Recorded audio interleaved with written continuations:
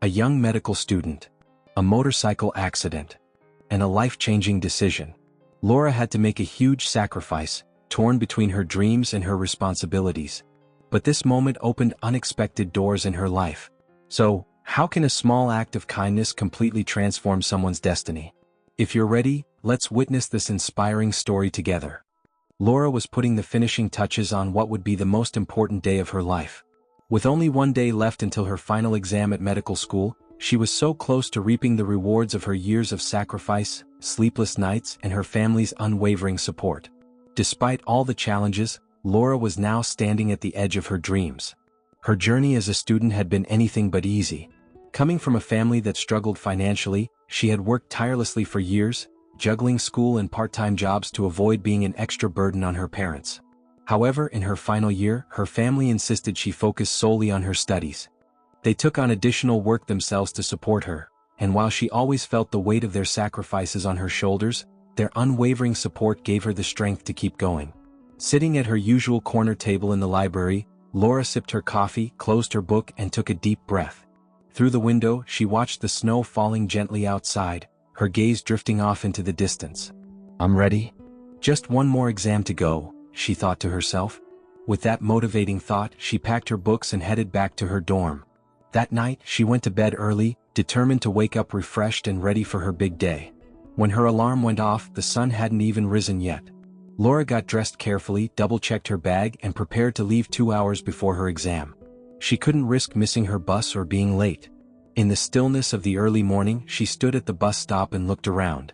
The streets were almost completely deserted. The cold seemed to weigh down the silence. When the first bus arrived, she had a calm ride to the transfer station. As she waited for her second bus, the streets remained empty, with patches of snow and ice scattered across the road.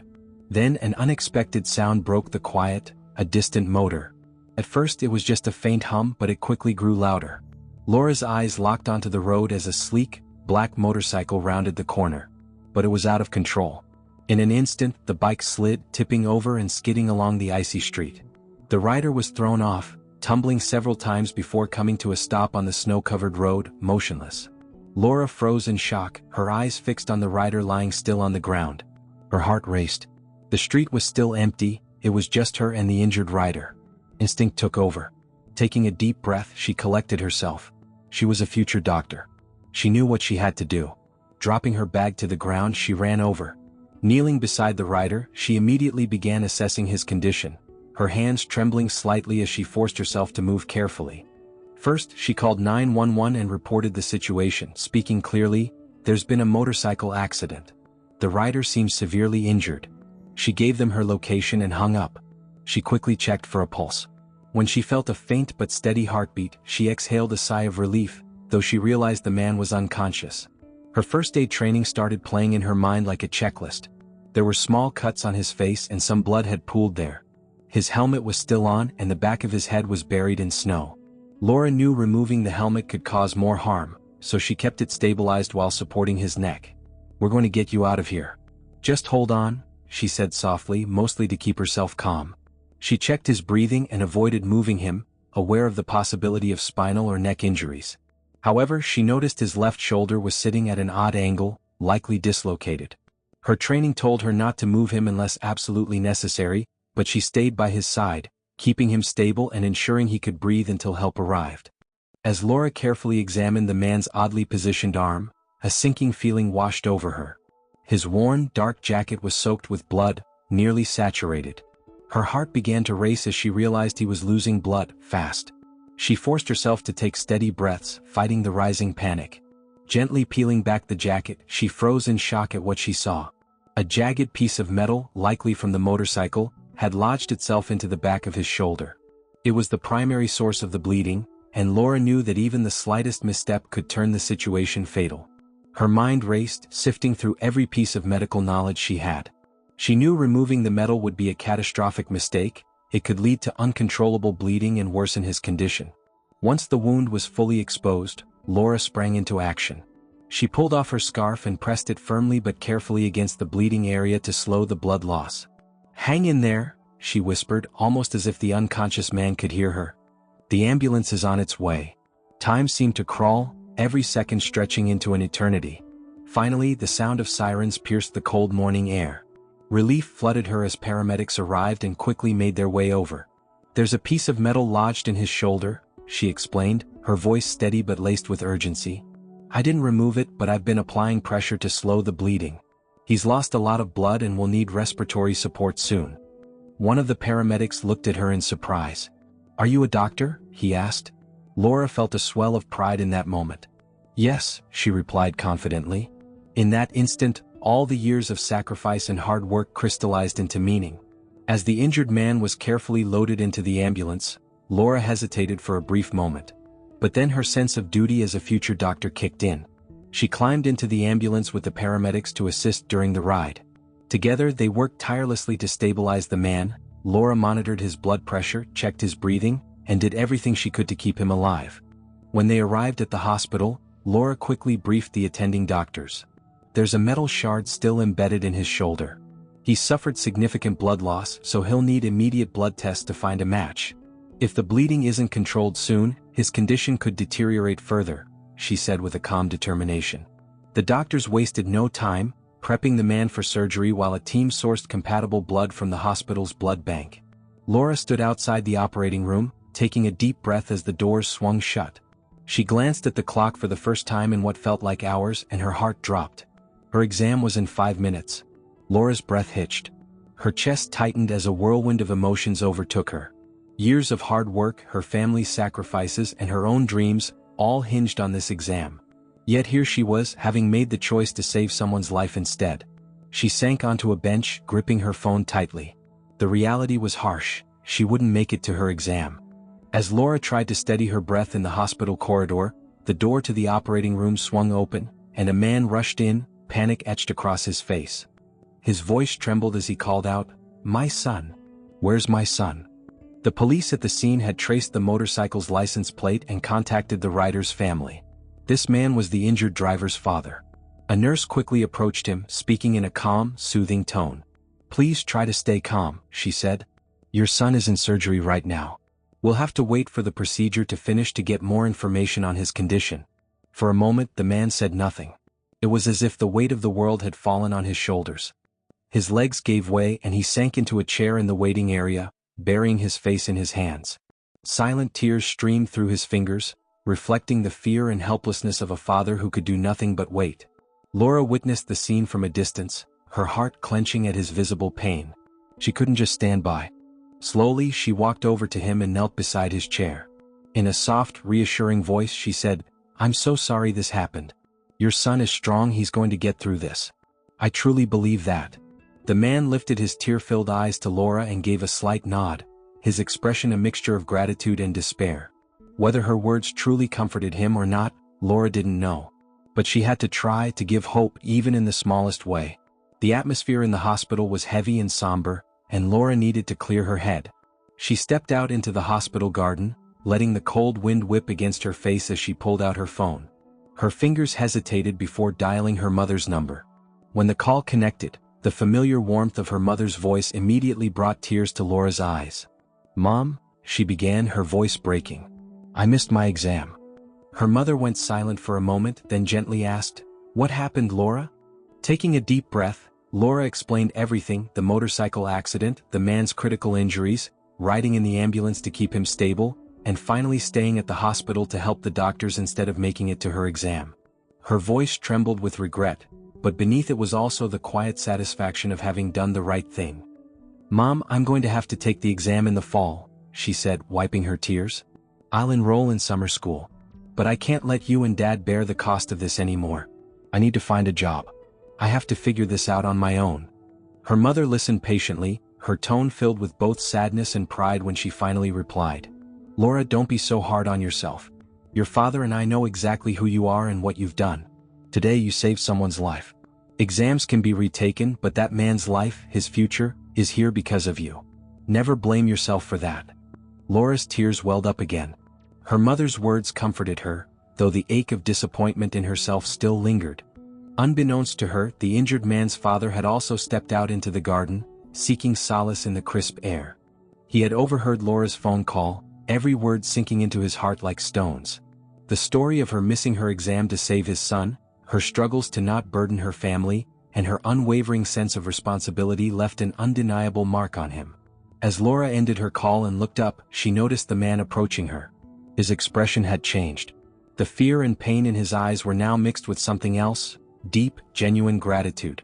Robert walked into the room without saying a word to Laura. His expression made it clear how worried and emotional he was. Laura hesitated for a moment but then walked over to the vending machine nearby. She returned with 2 cups of coffee and sat next to him in the waiting area, offering one to him. Robert nodded slightly as he accepted the coffee and murmured, "Thank you." Laura smiled gently and replied, "You're welcome." A deep silence followed. They both sipped their coffee, neither saying a word. At that moment, words didn't seem necessary. In the silence, they shared the same feeling, the same fear, uncertainty. About an hour later, a doctor stepped into the waiting area from the operating room.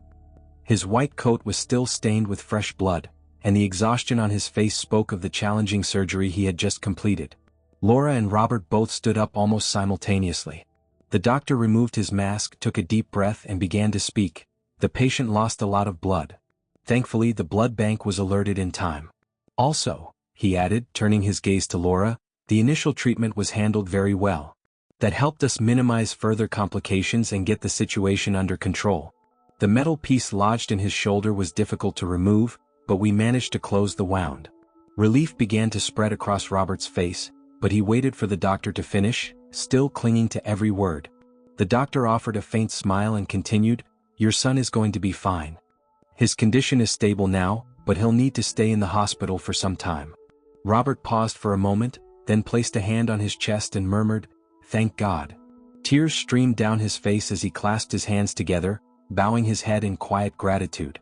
Laura, in that moment, seemed to forget everything, her missed exam, the lost opportunities. All she could feel was relief that the man had survived. A sense of peace washed over her, the kind that comes from knowing you were in the right place at the right time. Robert turned to the doctor and asked, "When can I see him?" The doctor replied, "He'll need to rest in the ICU for now. He'll be moved to a regular room in a few hours, and you can visit him then." With a brief, reassuring smile, the doctor walked away. Robert took a deep breath and turned to Laura. "Thank you. If it weren't for you being on that street at that time." His voice trailed off, unable to find the right words. The weight of his emotions silenced him. After a moment, he extended his hand to her. "I'm Robert," he said. Laura gave him a small smile and shook his hand. "I'm Laura," she replied, then added humbly, "and you're welcome. I just did what needed to be done." Looking into her eyes, Robert spoke earnestly, "No. Without you, my son might not be here right now. I can't thank you enough." Just then Robert paused.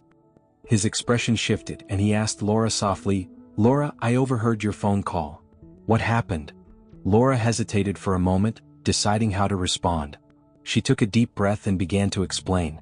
"I was supposed to take my final exam for medical school today," she said, her voice quiet but steady. "But when I saw the accident, it all happened so fast.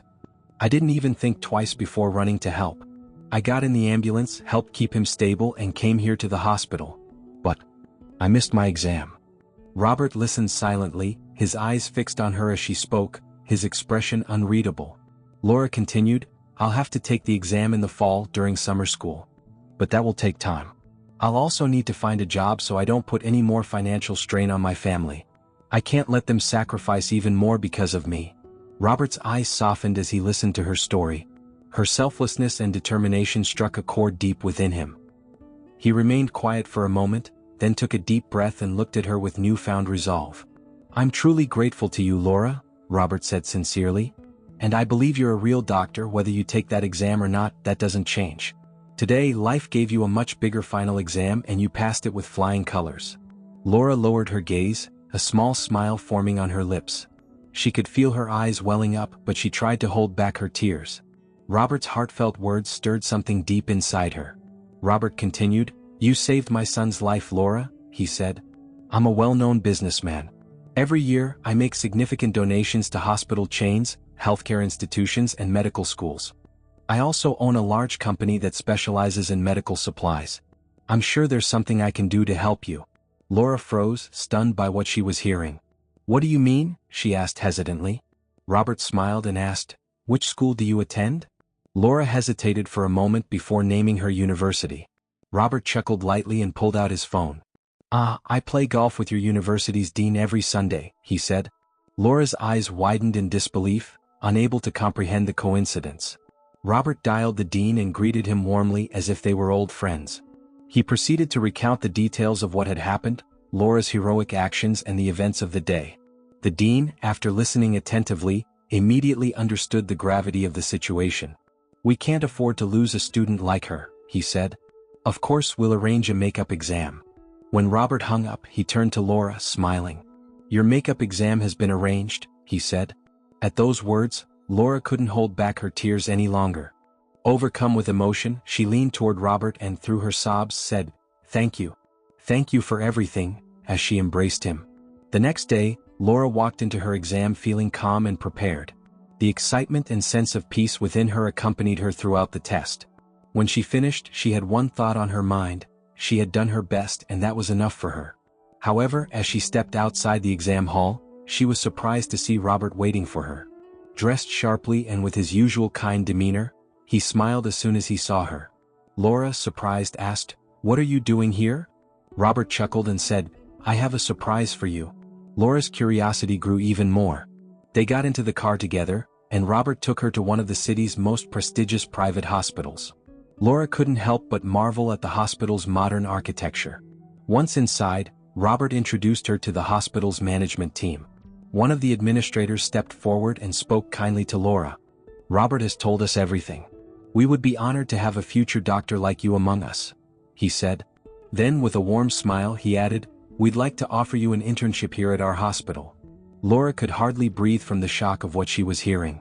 This was an opportunity beyond anything she could have dreamed of, a chance to prove her abilities and work in a professional environment.